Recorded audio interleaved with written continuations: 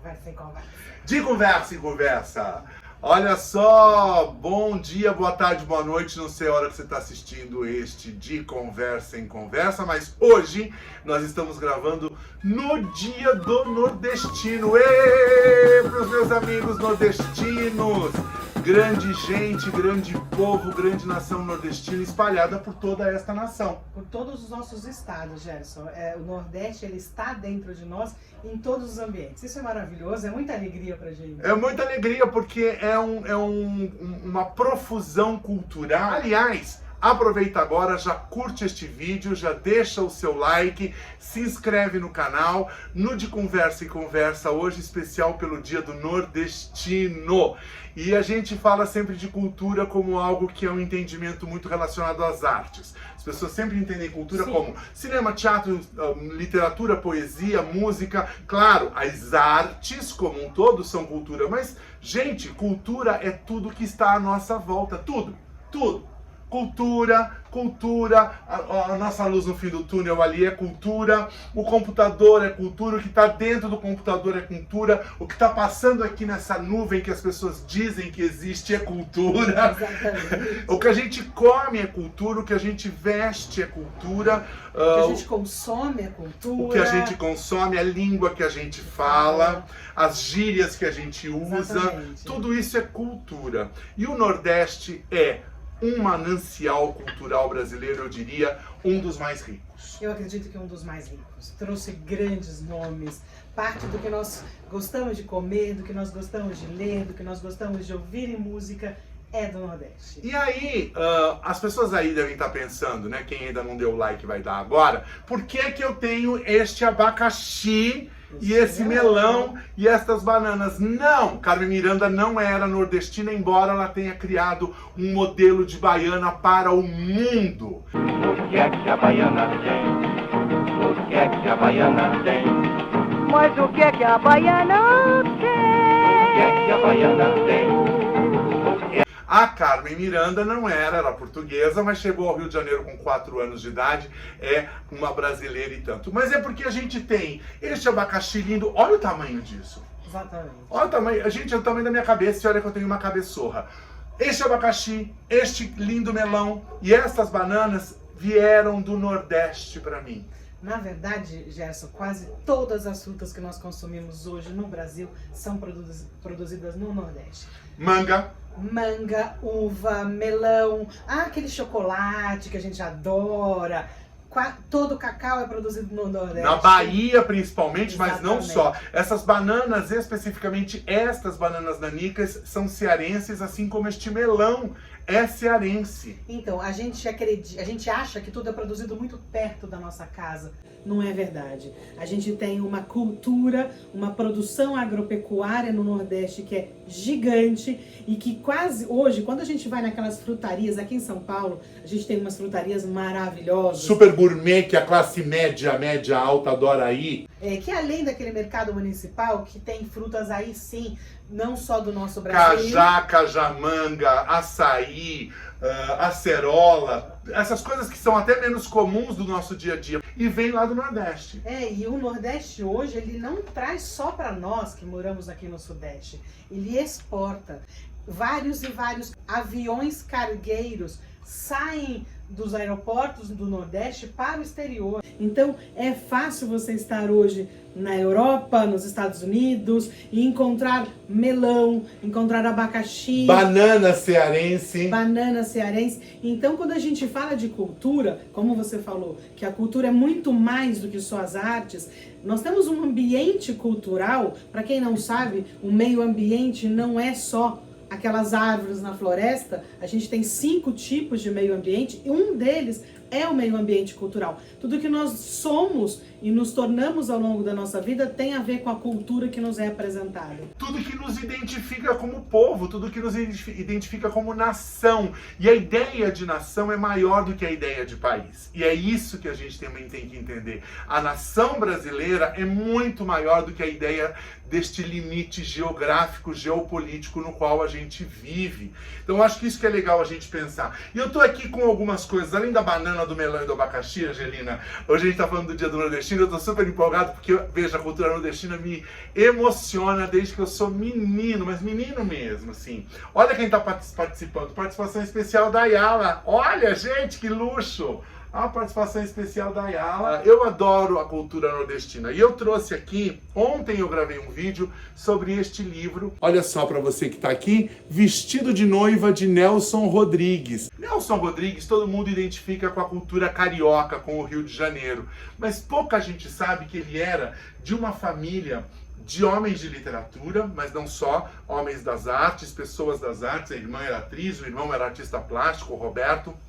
O irmão, o Mário Rodrigues, deu nome ao Maracanã, ao estádio do Maracanã, estádio Mário Rodrigues. E o Nelson e toda a família eram alagoanos. Então, o que eu acho mais legal, né?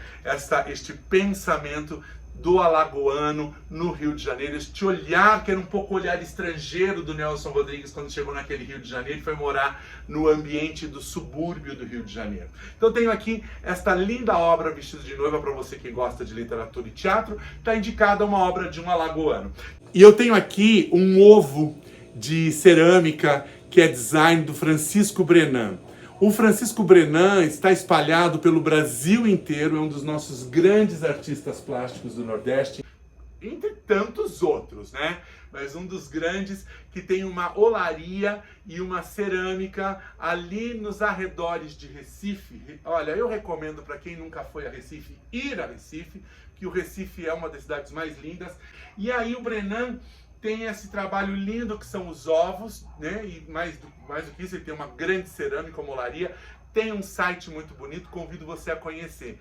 Mas a gente não vai parar por aqui, vai falar muito de arte e cultura e eu queria falar um pouquinho também de economia. Todas as vezes que a gente... Por que a gente está falando sobre isso também, né, Gerson? Vamos explicar. Nós estamos numa semana em que a gente foi surpreendido com várias falas que entristeceu, quer você seja, quer você não seja um nordestino. Que é achar que no Nordeste a gente não tem nada bom. Então a gente começou falando das frutas, mas a gente está falando de uma economia que tem crescido ao longo dos anos. Você ser o maior exportador de frutas tropicais de um país, do tamanho do nosso país, que é a nona economia do mundo, e toda essa economia está concentrada no Nordeste, a produção de frutas. Nós temos uma produção...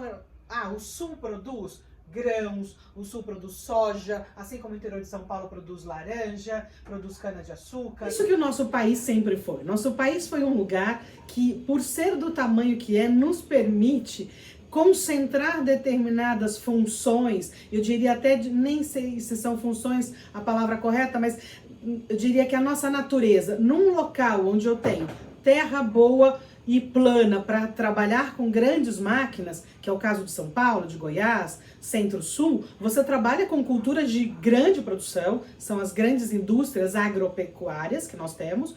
Nós temos no Nordeste regiões em que tem um calor, em que a temperatura, o sol, a quantidade de luz do sol para as frutas tropicais faz uma tremenda diferença. Então você tem um clima um pouco mais igualitário. Semiárido. Exato. E ele passa o ano inteiro mais ou menos com uma temperatura adequada, então não vou ter, por exemplo, produzir bananas, por exemplo, no sul seria complicado, porque as bananeiras iriam queimar no seu inverno, que é um pouco mais rigoroso.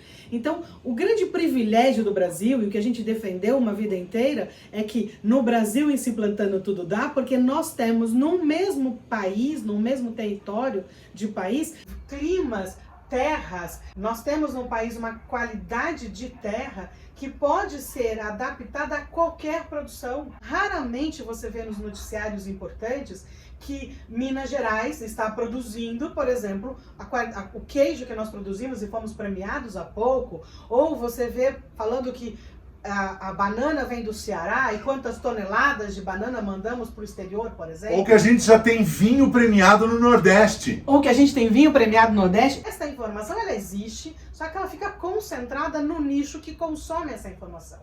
A grande mídia acaba, sim, por muitas vezes contribuindo com a imagem de que a pobreza está localizada no Nordeste, porque é o que às vezes naquele momento é a notícia que vai valer. É o que vende. É o que vende. Então nós precisamos, como leitores, como pessoas que acessam as redes, que leem jornais, que se não lê jornal, acha alguma informação no YouTube, no Facebook, buscar informações além daquele quadrado que alguém te apresenta na grande mídia.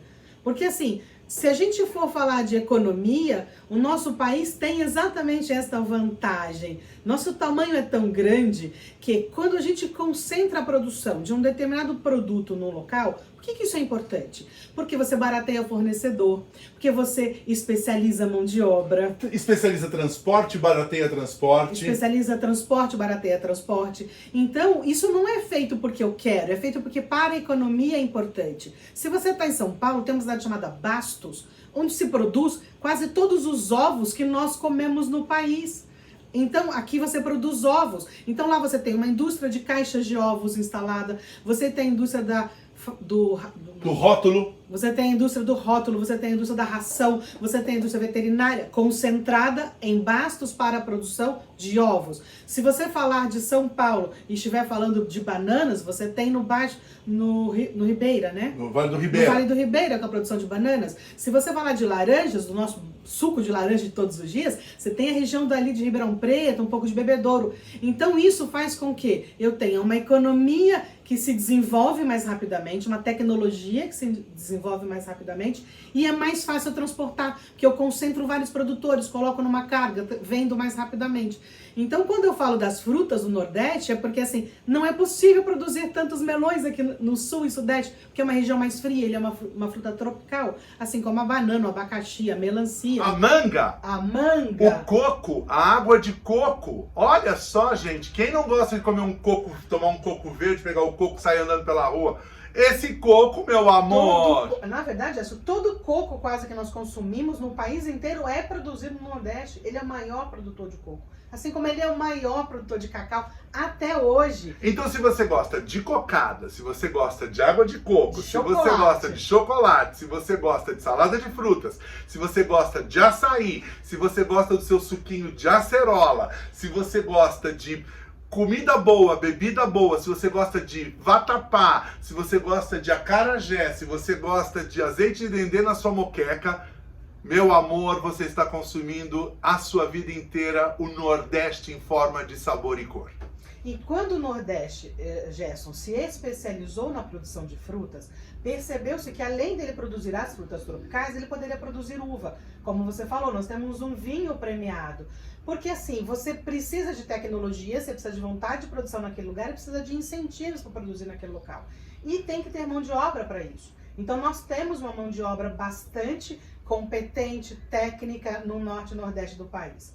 Então, a gente não pode olhar e achar que o mundo se restringe àquela cidade que a gente mora, porque se você pegar um pouquinho de informação ou querer sair com o seu carro para circular na parte rural da sua cidade, você vai ver que metade do que você consome no dia a dia não foi produzido ali.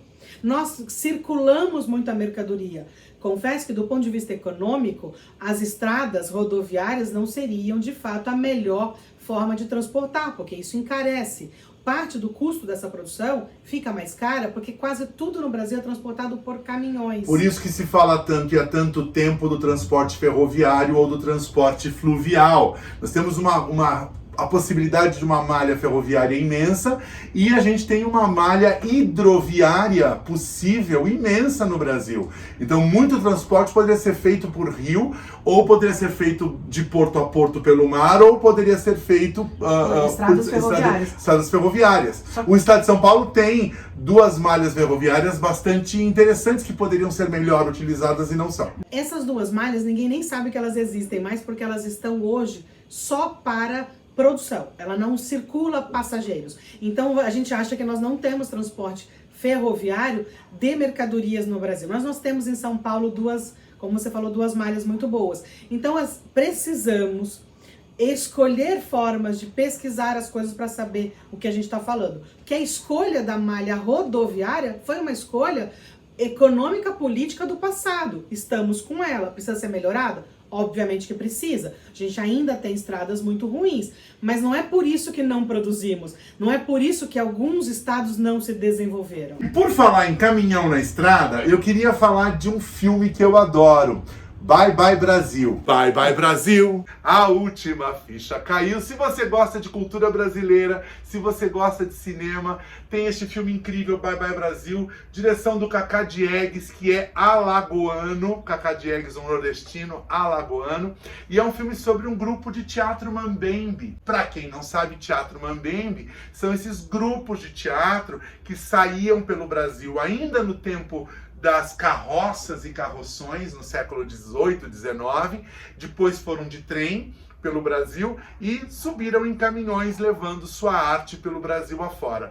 E este filme é um filme incrível sobre este conceito de que o Brasil não conhece o Brasil.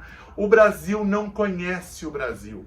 Então, Bye Bye Brasil é um filme de Cacá Diegues, um alagoano, com Beth Faria, Fábio Júnior e José Wilker, que também era um nordestino.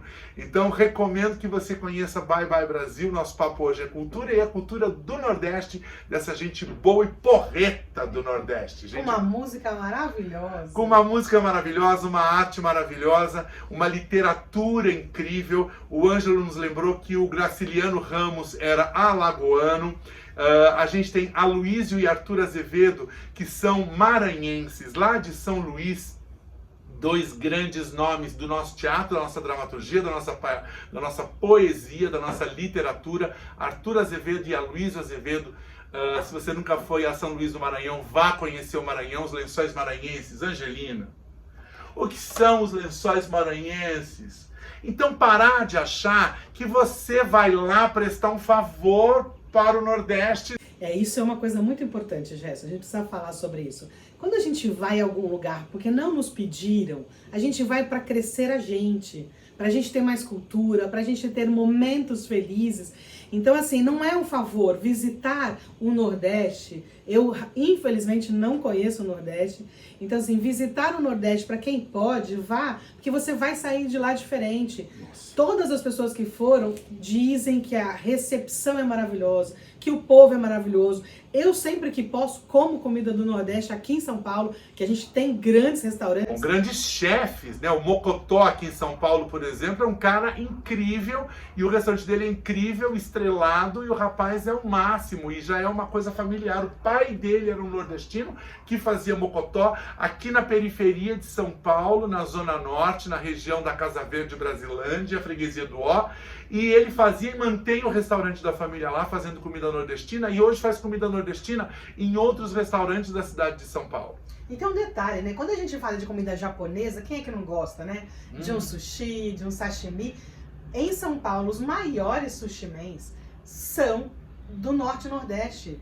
Até porque o atum maravilhoso que você come ali no restaurante japonês na Liberdade, aqui em São Paulo, ele vem da região de Natal, ali no Rio Grande do Norte. Ele é pescado ali no que a gente chama da esquina do Brasil. Se você olhar o mapa do Brasil, ali o Rio Grande do Norte faz uma esquininha, né? Ele faz um cantinho. Por isso que Natal é chamada de a esquina do Brasil. E ele é pescado ali em alto mar, porque aquilo já é Atlântico aberto, ali já é Atlântico aberto. Então o nosso atum que a gente consome aqui é pescado lá na região do Rio Grande do Norte e também em torno da ilha de Fernando de Noronha, a distância, claro, ecologicamente permitida, mas ele é pescado lá. Embora os japoneses digam que a nossa comida japonesa não é comida japonesa, não tem um restaurante que você vai que não tem 1, 2 ou 3 profissionais que são do Nordeste, que foram treinados, que aprenderam, e é isso que eu queria levantar.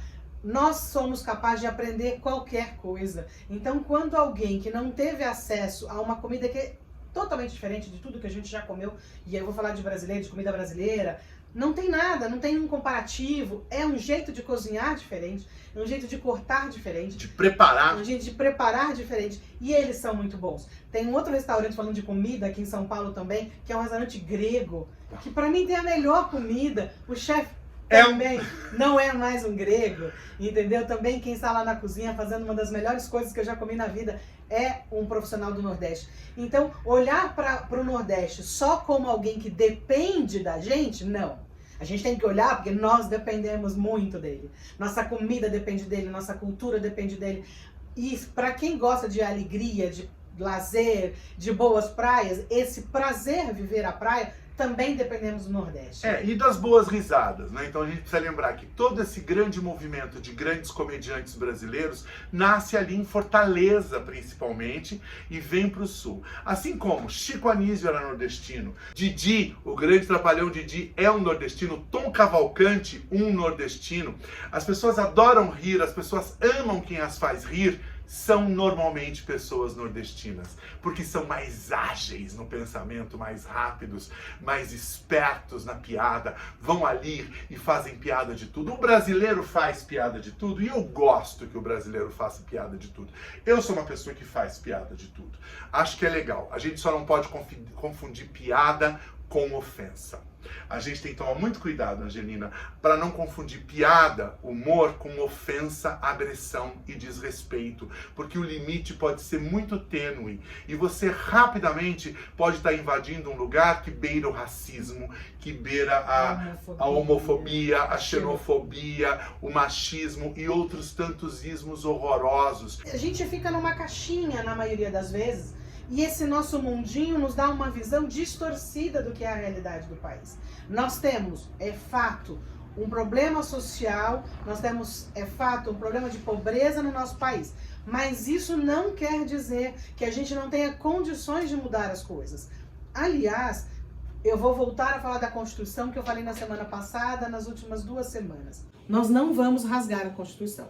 Um dos princípios constitucionais é que o nosso país, ele é uma federação. Nós somos estados que estamos juntos por um único país e uma das cláusulas, que é a pétrea, que a gente chama de cláusula pétrea em direito, é como se ela fosse uma pedra e ela é imutável. Ela é uma rocha. Ela é indissolúvel. O nosso país é indissolúvel. Não é um estado, outro estado brigando. Não, nós somos um país dividido em estados, porque fica mais fácil administrar. Porque imagina administrar o tamanho de quilômetros quadrados que nós temos no Brasil por um único lugar. Não seria viável.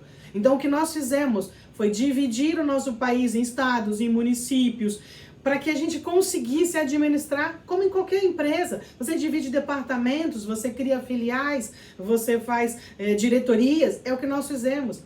Mas o nosso país é único e ele vai continuar sendo único, porque acredito que os brasileiros querem esta unidade, por alguma razão que eu desconheço. Algumas liberdades, eu diria, algumas portas foram abertas e causaram nos últimos dias uma rachadura, onde o que a gente queria era só poder escolher quem a gente quer, e esse é um direito que também está preservado na Constituição, será preservado a despeito de qualquer fala de qualquer pessoa. Nós podemos, quando estiver no momento de votação de escolha de presidente, de governador, de senador, do que quer que seja, escolher o lado que a gente quer ficar. Mas isso não nos permite, nem nos dá o direito, Gerson, de querer condenar o outro lado, ou querer dizer que o outro lado é pior, ou querer dizer que o outro lado é mais fraco, ou querer dizer não vou ajudar o outro lado. Puxar. Ou pior, né? Acusar aquele grupo de brasileiros de menos informado, menos culto ou mais ignorante. Isto é o que eu acho mais baixo de onde se pode chegar com relação a um grupo social, porque está classificando pessoas sem as conhecer. E não há como classificar as pessoas desta maneira. Não se classifica alguém que é melhor como pessoa porque ela fez um doutorado e ele é pior como pessoa do que se ela fez o primário. Ou porque ela limpa o seu banheiro. Ou porque ela limpa o seu banheiro, ou porque ela recolhe o seu lixo, ou porque ela te dá bom dia na portaria, ou se é o diretor da empresa que paga todos os salários de 10 mil funcionários. Todas essas pessoas são importantes e precisam ser respeitadas como tal, porque somos todos iguais. A gente defende a igualdade, seja de raça, seja de sexo, seja de escolha profissional. Qualquer pessoa, qualquer brasileiro pode escolher trabalhar no que quiser. Esse também é um direito, a gente se esquece disso. Não há como você determinar que a escolha do outro está certa ou está errada. Olha só, eu queria interromper um pouco a Angelina, porque a gente fala sempre de cultura e a gente fala de manifestações culturais, né? Eu queria lembrar a todos vocês, por exemplo, de alguns dos nossos maiores fenômenos culturais. Por exemplo, o boi no Maranhão. Tem coisa mais linda do que o boi do Maranhão, que movimenta cultura, movimenta dinheiro, que leva dinheiro de patrocinadores do Sudeste e patrocinadores internacionais para aquela região por conta da beleza daqui. A gente está de boi encarnado e boi branco aqui. Boi preto. Eu estou de boi encarnado hoje aqui. Então o boi do Maranhão. E por causa do boi do Maranhão, eu queria recomendar a você que está aqui em São Paulo, na cidade de São Paulo. A gente vai botar esse vídeo rapidinho. Hoje é 8 de outubro e por mais algumas semanas você pode ver Marrom musical lá no Teatro Sérgio Cardoso, contando um pouco da vida e trajetória dessa grande mulher, grande maranhense, nordestina, Alcione Amarron. Então vai lá ver, porque Alcione Amarron, direção do Miguel Falabella, com um elenco inteiro, Angelina, de pessoas pretas, é uma coisa maravilhosa, o protagonismo dessas pessoas no palco, cantando, dançando, sambando, fazendo boi, fazendo carimbó, enfim, fazendo a cultura brasileira vibrar, e a plateia cheia de gente se identificando no palco. Eu fico emocionado. E é mais do que isso, Gerson, assim, às vezes nos é impossível economicamente, e aí eu falo por qualquer brasileiro, como qualquer brasileiro, você conhecer todos os lugares. Então quando a gente tem alguém do norte, do nordeste, como a Marrom, a grande Marrom, vem pra cá, ensina pra gente o que é aquilo, o que é cantar, sabe? É uma mulher com um vozeirão. Eu gosto muito dela porque ela tem uma voz que é uma coisa impressionante para uma mulher. E ela ensina pra gente o que é o arroz de cuchá. Vai pesquisar o que é o arroz de cuchá, que você vai ficar louco para preparar na sua casa, que eu sou fã, já preparei arroz de cuchá. É difícil achar cuchá, mas eu sou louco e já preparei arroz de cuchá. Porque senão ficaríamos todos iguaizinhos, arrumadinhos, quadradinhos. De novo, o Brasil é o 9º país de economia no mundo e é uma mistura sim, é uma mistura não só de culturas diferentes que vieram de fora, mas de novas culturas que nasceram aqui, de coisas que acabaram acontecendo no país. Então a gente não pode admitir, a gente não pode aceitar que qualquer brasileiro seja menosprezado por uma questão econômica, que qualquer brasileiro seja menosprezado por uma questão educacional, por uma questão cultural, porque nenhum brasileiro pode ser desprezado. Ou menosprezado. Ou menosprezado. Isso é inaceitável. Queria também chamar a atenção para vocês da música, né? A gente falou da Marrom, mas a gente tem Alceu Valença, Elba Ramalho, Pepeu Gomes, grande guitarrista Pepeu Gomes, Baby Consuelo, aquela figura incrível. A gente tem Ivete Sangalo, Daniela Mercury, e sem falar dos grandes Caetano Veloso, Gilberto Gil, essas pessoas que são para mim formadores da minha personalidade, formadores do meu caráter cultural e do meu caráter sociopolítico. Caetano Veloso que está aí aos 80 anos fazendo show, viajando o Brasil, viajando a Europa, lotou todos os shows na Europa. Gilberto Gil, a mesma coisa, lotou todos os shows na Europa. A gente vai todo mundo pro Nordeste, pro Carnaval de Olinda, pro Carnaval de Recife, ou pra Bahia para ver Ivete.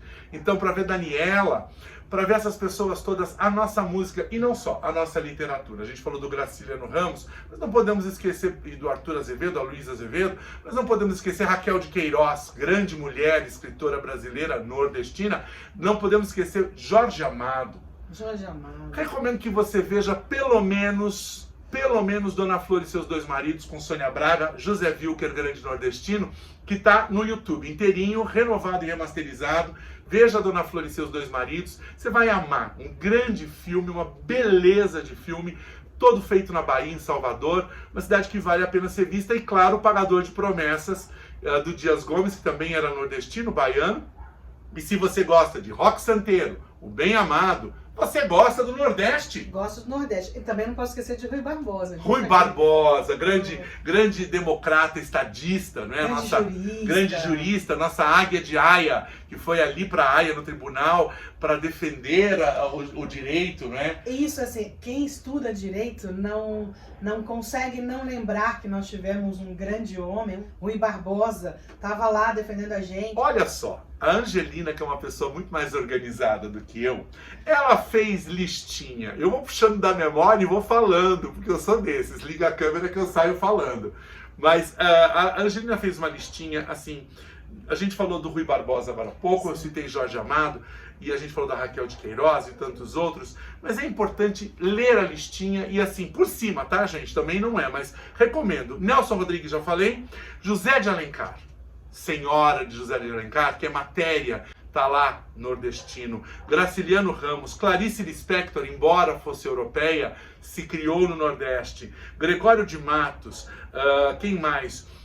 Aloysio Azevedo, já falei. Manuel Bandeira, grande Manuel Bandeira, nordestino. Joaquim Nabuco, Tobias Barreto, Castro Alves, o poeta da libertação, o grande abolicionista Castro Alves, Navio Negreiro. Se você nunca leu Navio Negreiro, recomendo que você leia pelo menos trechos. Está aqui, a internet está na sua mão. Para de falar bobagem, passar notícia ruim no Zap e sai buscando aí algumas informações sobre o Nordeste e manda para a família, porque é importante a gente falar. Então, Castro Alves, Ariano Suassuna, O Alto da Compadecida. Veja o filme O Alto da Compadecida e conheça a obra de Ariano Suassuna. Você sabe, Angelina, que o Ariano Suassuna, ele foi um dos líderes de um movimento chamado Movimento Armorial Brasileiro. Aí você vai falar assim, mas que raios é isso de Movimento Armorial Brasileiro? Foi um grupo de artistas, o Brenan fez parte desse grupo e outros tantos, mas o Suassuna foi um dos líderes que começou a buscar na arte medieval, olha que loucura, referências na arte medieval como pontos de contato com a arte brasileira. E começou a encontrar alguns pontos de referência, por isso o Alto da Compadecida, que o alto é uma forma de teatro do século XV e XVI. E aí o Ariano Suassuna vai lá escrever seus autos, baseados em outros autores, principalmente o Gil Vicente. Mas o que significa armorial? Armorial é o conjunto de armas. Então quando a gente fala o brasão, quando a gente fala as armas de uma nação, o exército, a marinha, a aeronáutica, isso tudo é o conjunto armorial do Brasil. E eles criaram o movimento armorial das artes, porque eles achavam que a arte e a cultura deveriam ser as grandes armas do Brasil. Por isso chama o Movimento Armorial das Artes Brasileiras. Tá bom. É lindo a gente estudar o que foi o Movimento Armorial e a relação que ele tem com esta ideia de preservação da arte e da cultura como uma grande arma. Essa sempre foi a nossa maior arma, a nossa arte e a nossa cultura. Outra coisa também, às vezes as pessoas quando questionam algumas coisas que acontecem no Nordeste, acham que a gente não tem um impacto na religião. A gente também tem um impacto na religião. Assim como a gente tem aqui em São Paulo a Aparecida do Norte, que é uma cidade, nós temos festas belíssimas, religiosas. Está acontecendo hoje. O Círio com C de Nazaré. O Círio de Nazaré. A gente tem festas, acho que dos navegantes também. A gente tem o maior espetáculo religioso a céu aberto, que é o espetáculo da Paixão de Cristo em Nova Jerusalém.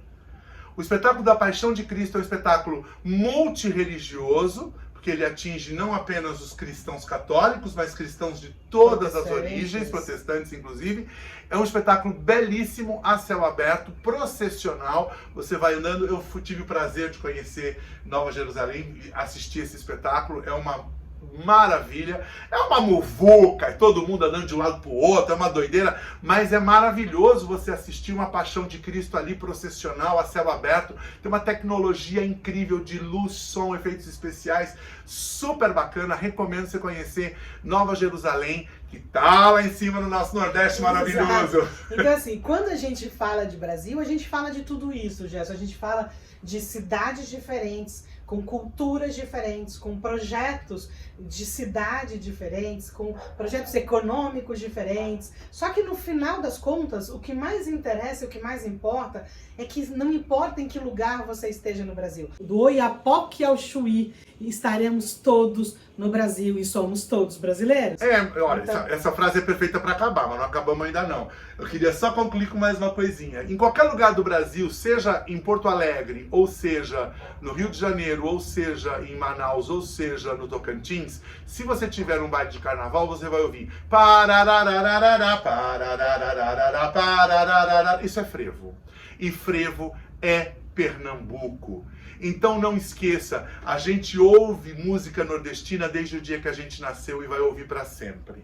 Se eu falar em música, eu não posso esquecer. Luiz Gonzaga, gente. E o Gonzagão. E o Gonzaguinha. E o Gonzaguinha. Gonzaguinha é meu cantor predileto. E Gonzagão, me dá uma sensação de que a vida tá pungente o tempo todo, ela tá pulsando e ela tá chegando, e mesmo no meio de tragédias, ele relata uma tragédia, Gerson, mas esta tragédia que ele relata na maioria das músicas dele, é uma tragédia de todos nós, todos os dias perdemos, todos os dias fazemos escolhas. Todos os dias a gente decide se vai para um lado ou se vai para o outro. A gente decide vir para São Paulo, como ele conta numa das músicas dele, você largar tudo e vir para cá. Como Chacrinha também largou o Nordeste e veio para o Rio de Janeiro. Veio para cá. Hoje, quando eu olho São Paulo, eu vou falar de São Paulo, que é o nosso lugar. Quando eu olho São Paulo, quando eu olhei São Paulo essa semana, eu fiquei imaginando quanto das casas, quanto dos prédios, quanto dos monumentos que nós temos aqui, que não foram construídos com tecnologia de nordestinos.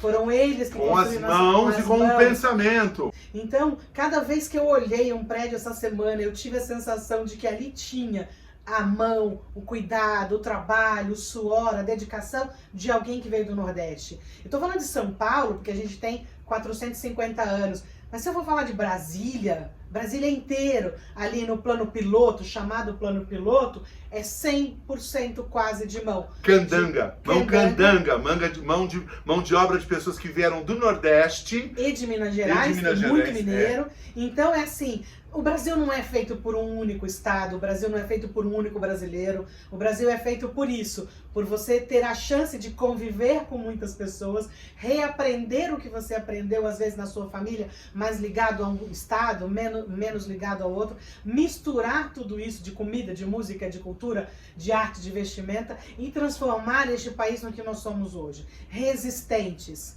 Achamos todos os dias que vai dar tudo certo. E isso vale para qualquer pessoa aqui. É um direito.